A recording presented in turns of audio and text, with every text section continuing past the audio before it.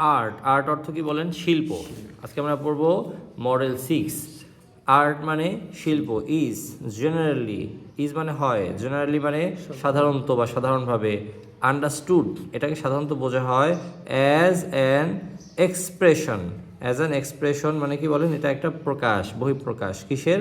Of human imagination, মানুষের কল্পনার একটা বহিঃপ্রকাশ। অ্যান্ড ক্রিয়েটিভ স্কিলস, এবং সৃজনশীল দক্ষতার একটা বহিঃপ্রকাশ। সেটা হলো কি? আর্ট। কারণ এক একজনে এক এক রকম করে নিজের মতো করে সে আর্টটা তৈরি করে। In a range of activities, in a range of activities মানে কি বলেন? একটা পরিসরে, অ্যাক্টিভিটিস মানে কার্যক্রম, একটা কার্যক্রমের পরিসর মিলিয়ে আর্টটা হয়। ইনক্লুডিং, তার মধ্যে অন্তর্ভুক্ত থাকে কি? পেইন্টিং, পেইন্টিং মানে কি বলেন? চিত্রাঙ্কন, তারপর সে ড্রয়িং, ড্রয়িং মানে কি? আঁকা। স্কাল্পচার, স্কাল্পচার মানে ভাস্কর্য, মানে ভাস্কর্য তৈরি করা। অ্যান্ড আর্কিটেকচার, এবং স্থাপত্য শিল্প, সব কিছুর পিছনে একটা আর্ট থাকে। যে যত ভালো ভাবতে পারে, যত করে কল্পিত ছবি আঁকতে পারে, তার জন্য একটা আর্ট, নতুন একটা আর্ট তৈরি করা তত সহজ হয়। The aim of art, the aim মানে লক্ষ্য, অফ আর্ট মানে শিল্পের লক্ষ্য, is to evoke feelings, is হয় টু ইভোক ফিলিংস মানে একটা অনুভূতি জাগ্রত করা। ইভোক মানে কি? জাগিয়ে তোলা বা জাগ্রত করা। ফিলিংস মানে কি বলেন? অনুভূতি। অ্যান্ড এবং ইমোশনস, ইমোশনস মানে কি বলেন? আবেগ, আবেগকে জাগিয়ে তোলা। দ্যাট আর কনসিডার্ড, যেটাকে কিনা বিবেচনা করা হয় অ্যাস্থেটিক, দ্যাট ইজ, যাকে বলা বিবেচনা করা হয় নান্দনিক হিসেবে। অ্যাস্থেটিক মানে কি? নান্দনিক, সুন্দর জিনিসগুলো। That is concern with beauty, যা আসলে সৌন্দর্যের সাথে সম্পর্কিত। কনসার্ন উইথ বিউটি মানে কি? সৌন্দর্যের সাথে সম্পর্কিত। বাট কিন্তু art also can B A form of social commentary. তাহলে আর্ট অলসো ক্যান বি, আর্টটা হতে পারে এ ফর্ম, একটা রূপ, of social commentary. Social commentary মানে কি? একটি সামাজিক মন্তব্য বা আলোচনামূলক প্রস্তাব বা বক্তব্য হতে পারে। এরপরে দেখেন পেইন্টিংস, পেইন্টিং মানে কি বলেন? আঁকাঝোঁকা। অফ সানসেট মানে সূর্যাস্তকে আমরা আঁকা বা সূর্যাস্তকে আঁকা। ওভার দ্য সি, যে সূর্যটা কোথায়? সমুদ্রের উপর দিয়ে। গ্লোরিফাইস নেচার, এটা মহিমান্বিত করে প্রকৃতিকে, মানে সুন্দরভাবে উপস্থাপন করে প্রকৃতিকে। কারণ একটা মানুষ যতটা প্রকৃতিকে যতটা ভালোভাবে ভাবতে পারবে, হ্যাঁ, এবং তার হাতের দক্ষতা যদি ভালো থাকে, সেই ভাবনাটাকে আবার কি করতে পারে? আর্টের মাধ্যমে বহিঃপ্রকাশ ঘটাতে পারে। সি গ্লোরিফাইস নেচার, প্রকৃতিকে মহিমান্বিত করে। বাট কিন্তু অন একজন, দ্যাট শোস আ ওয়ার, যে কিনা আবার একটা যুদ্ধকে তোমার হচ্ছে প্রদর্শন করে, দেখায়। র্যাভেস্ট টাউন্স, র্যাভেস্ট টাউন্স মানে কি বলেন তো? র্যাভেস্ট মানে বিধ্বস্ত, টাউন মানে কি? শহর। ক্যান কনভে, প্রদর্শন করতে পারে এ সেন্স অফ অ্যাঙ্গুইশ, যে একটা বেদনা বা যন্ত্রণার একটা অনুভূতি তারা প্রকাশ করতে পারে, প্রদর্শন করতে পারে। তাহলে একটা হলো প্রকৃতির সৌন্দর্য, প্রকৃতির মহিমা প্রকাশ করে। আবার যুদ্ধবিধ্বস্ত, হ্যাঁ, যে নগরী দেখানোর মাধ্যমে যে কত যন্ত্রণা থাকে মানুষের, কত বেদনা থাকে, সেটাও তুলে ধরা যেতে পারে বা তুলে ধরা হয়ে থাকে। থ্রু আউট দ্য ওয়ার্ল্ড, সারা বিশ্বজুড়ে পিপল অ্যাপ্রিসিয়েট আর্ট, সারা বিশ্বজুড়ে মানুষ আর্টের বা শিল্পের প্রশংসা করে। For its power to affect them, for its power, এর শক্তির জন্য। কী এমন শক্তি? এটা বাহ্যিক আবার শক্তি না, হ্যাঁ, এটা একটা আকর্ষণ। For its power to affect them, কারণ এটা তাদের উপরে প্রভাব ফেলতে পারে। কারণ আর্ট দেখে আমরা অনেক সময় একটা অনুভূতির একটা রাজ্যে চলে যাই, আমরা অনুভব করতে শিখি, শুরু করি এটা। In creative ways, creative ways মানে কি বলেন? সৃজনশীল উপায়ে আমরা কি করতে পারি? এটা আমাদের উপরে সৃজনশীলভাবে প্রভাব ফেলতে পারে। সৃজনশীল উপায় এটা আমাদের উপরে প্রভাব ফেলতে পারে, কারণ আর্ট আমাদেরকে ভাবিয়ে তোলে। আচ্ছা, অ্যাজ অর্থ কি? যেহেতু। দ্য ফেমাস পেইন্টার, এই যে বিখ্যাত লেখক, নাম কি?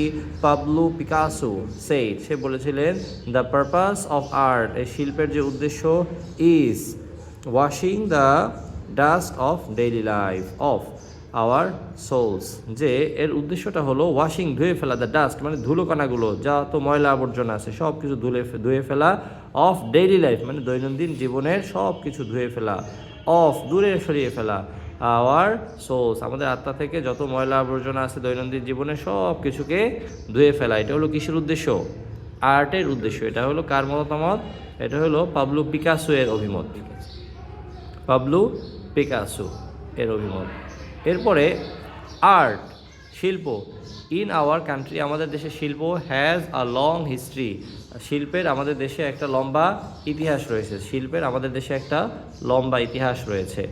এরপরে ইট হ্যাজ বিন প্র্যাকটিস, এটা চর্চা করা হয়েছে ইন হাউস হোল্ডস, গৃহস্থলিতে। দেখা যায় এই আর্টটা গৃহস্থলিতে বা বাড়িতে কী করা হয়? চর্চা করা হয়। In the form of pottery, in the form of pottery. Pottery মানে কি বলেন? মৃৎশিল্প, মানে কাদা দিয়ে যে শিল্পটা তৈরি করা হয় সেটা আমাদের গৃহস্থলিতে এটা কী করা হয়? চর্চা করা হয়। এরপরে নকশি কাঁথা, খাতার উপরে এই আর্টটা তৈরি করা হয়। যত আর্টের হাত যার যত ভালো, সে আর্টটা তত সুন্দর করে করতে পারে। নকশি কাঁথা অথবা এমব্রয়ডার্ড কুইল্ট, এবং এমব্রয়ডারি করা যে খাতাগুলো আছে সেখানেও এবং আর্টের বিভিন্ন রূপটা কী করা হয়? তুলে ধরা হয়। আলপনা, বাসায় যে আমরা আলপনা করি না বিভিন্ন অনুষ্ঠানের সময়, সে আলপনায়ও আর্টের একটা বহিঃপ্রকাশ ঘটে। ইন্ট্রিকেট, এবং ইন্ট্রিকেট মানে জটিল, তাহলে এখানে আলপনার ক্ষেত্রে আবার ইন্ট্রিকেট জটিল কোনো লেখা বা আঁকাঝোঁকার মধ্যেও এটা উপস্থাপন করা হয়। মোস্টলি, অধিকতর ক্ষেত্রেই বলা যায় যে ফ্লোরাল ডিজাইনস, যে ফুল দিয়ে তৈরি করা কোনো ডিজাইন। ইন রাইস প্লেট, দেখো রাইস পেস্ট ডান, তাহলে এখানে অনেক সময় দেখা যায় পুষ্পের বা পুষ্পল নকশা থাকে। ইন রাইস পেস্ট মানে চালের লেইপে এরকম। ডান, যেটা কিনা করা হয় অফ ক্লে অর্থ কি বলেন? মাটির দ্বারা। ক্লে ইয়ার্স বলে মাটির উঠানে। মাটির উঠানে দেখা যায় কি কেউ ইটি করছে, যে ধান টান শুকাতেছে, তার মধ্যেও একজন আর্ট ফুটিয়ে তুলতে পারে।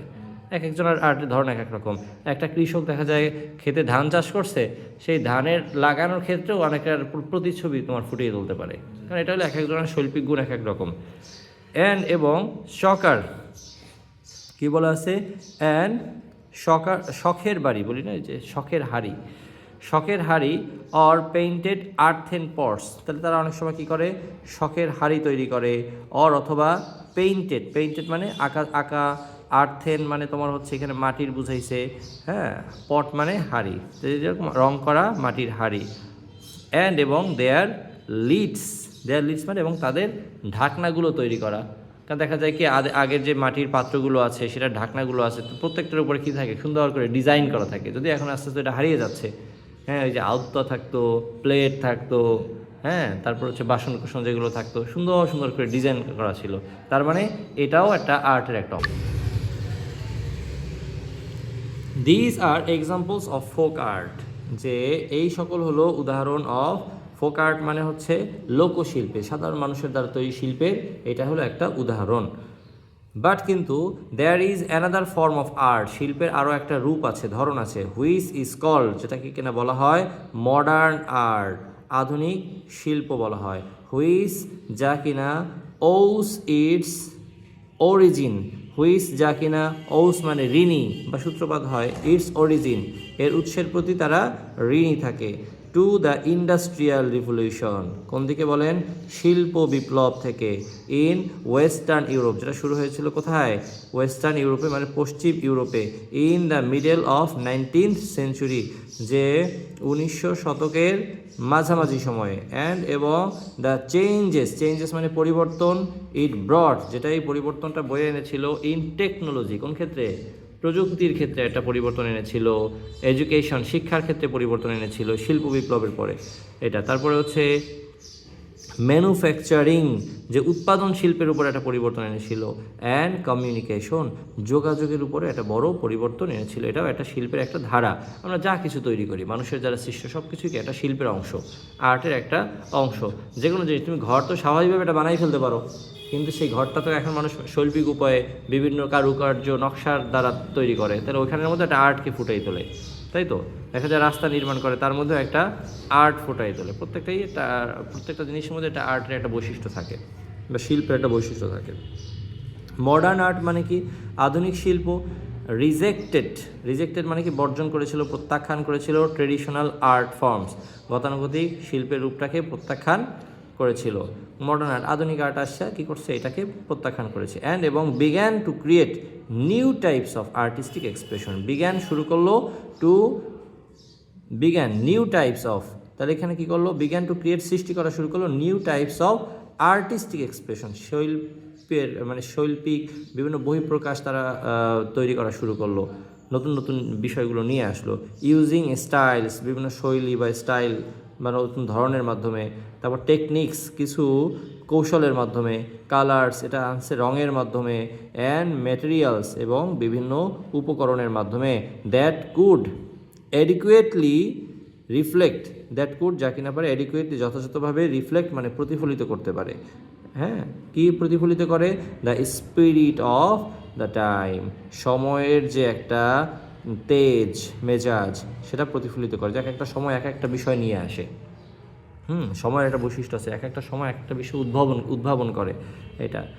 অ্যান্ড এবং দ্য প্রোফাউন্ড চেঞ্জেস, একটা গভীর পরিবর্তন, হ্যাঁ ইন হিউম্যান থটস, মানুষের চিন্তাধারায় একটা গভীর পরিবর্তন বয়ে আনে। তাহলে প্যাসেজগুলো কী করতে হবে, বারবার পড়তে হবে, বারবার পড়ে প্রত্যেকটা লাইনের অর্থটা বোঝার ট্রাই করা, কারণ এই প্যাসেজ থেকে তোমার সামারি তৈরি হইবে, প্রশ্ন তৈরি হইবে, এমসিকিউ তৈরি হইবে, আবার তোমার হচ্ছে ফ্লো চার্ট তৈরি হইবে, প্রত্যেকটা লাইন থেকে তথ্য জানা চাই। আবার উত্তর যখন পড়বা, উত্তর পড়ার পরে আবার প্যাসেজ পড়বা, যে উত্তর কোন কোন লাইন থেকে নেছে, ফ্লো চার্টটা কোন লাইন থেকে নেওয়া হয়েছে সেই লাইনটা একটু আন্ডারলাইন করে রাখবা।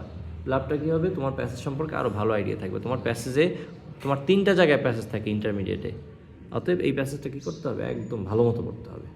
ঠিক আছে, তাহলে